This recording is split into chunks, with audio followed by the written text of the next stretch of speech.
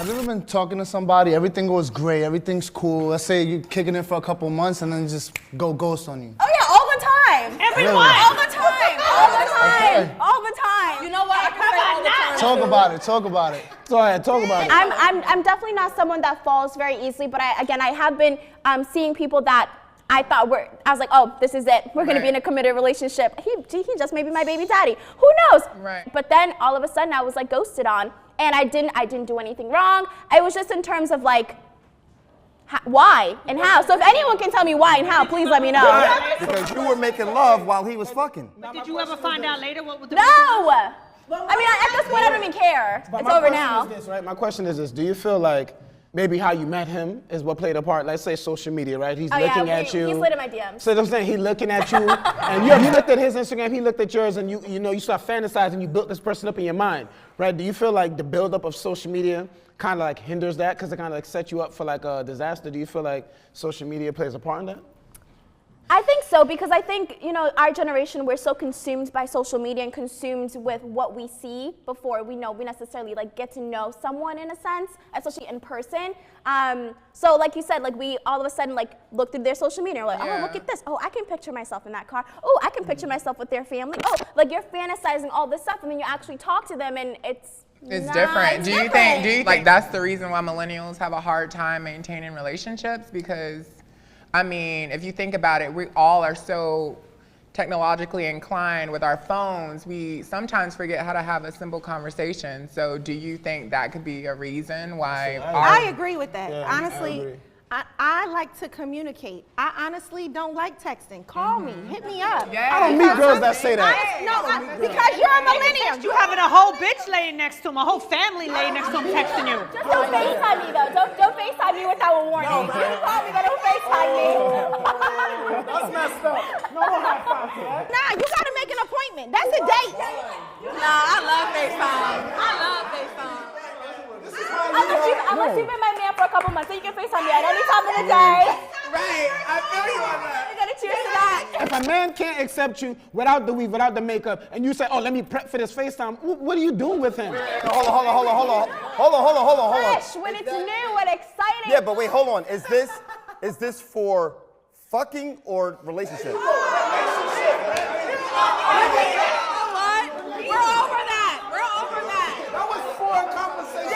I didn't. Okay, all right. We're dealing with two different brands. I didn't know what it was for. This is for relationship.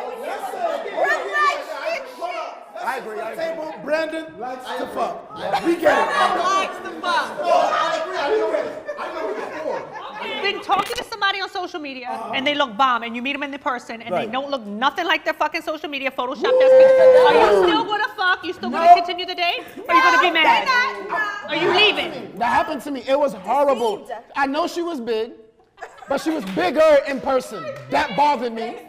And I wonder why she always did like pictures from here up. And then on top of that, her eyes, like, no, I'm gonna tell you about the eyes. No. Her eyes had dark rings. When I looked at the picture, I was like, it's all that foundation. I was like, no. But I still did it, but it was the worst situation ever. It was horrible. But you feel deceived, right? You felt Was deceived. I was like, you're 10 pounds heavier, and I don't care, but if you're 300, I want to know you're 300. You want to know what to expect, what you're walking into. So we're talking about social media and people sliding to the DMs, people that, or whatever, you meet someone online that you've never met before. So meeting them in person, it's in a sense like a blind date. Like, have you guys gone on blind dates? Yeah. Have you guys done it? Like how? No. Where did you think you were deceived? Or I told you I was. She was bigger. Well, besides you. Yeah, I'm still hurt. Right. I've never done a blind date before, no. I did, and I would never do it again in life. Why? Listen, one of my girlfriends was trying to hook me up. This was a long time ago.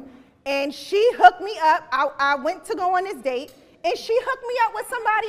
I'm telling y'all right now, he came out, I thought it was Music Soul Child. Okay. Right? Okay, listen, I'm thinking we going out on a date. He takes me into his van. A van? That's the date, and it's set up like a living room. That's creative. That sounds like a trap. Not a date. That's bad.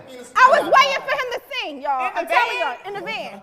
So, okay, what do you think? I mean, like, how long does it really take you to open up to somebody when you meet them? You really feeling them like a few weeks, a few months? Okay, honestly, you can tell, your intuition tells you everything. I'm a very when it comes to my intuition, I follow my heart a lot. And like you can kind of vibe with someone and tell whether you can trust them or you feel like it's a little uneasy or you can't really open up to them.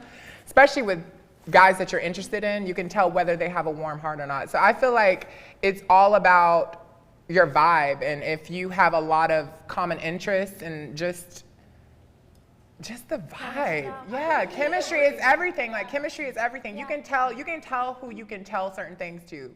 That sounded really funny. You know, but you know who you can tell certain things to. Just like with friendships, you have that party friend, you have that close friend that you can share, you know, personal things with. I feel like it's the same when you're trying to be intimate with someone. You know what you can share and what you cannot share. I feel like it's a two-way street, you know, you gotta be asking the questions, interest needs to be involved, effort, you know? Like for me, it's like I'm really easily, like I can open up without a problem and tell you whatever and be super open about it, but it's just a matter of if I'm comfortable with you or not. If I'm comfortable with you, oh my gosh, I'll tell you my whole life story. Right. But if I'm not comfortable with you, you can ask my favorite color and be like, everything. Well, yeah, you know what it is? It's ultimately it comes down to if you care. That's how you know. There's no scale, there's no great sex, there's no gifts. If you actually care when you're at work or when you are preoccupied and you're like, hey, you know what, that's right, she told me about this. Let me text her and just see.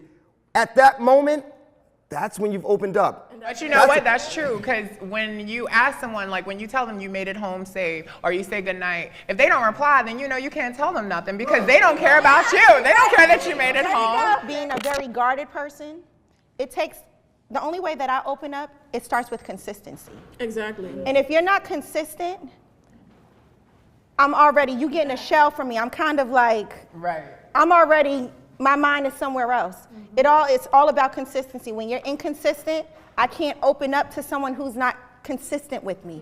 Unless you're only fucking.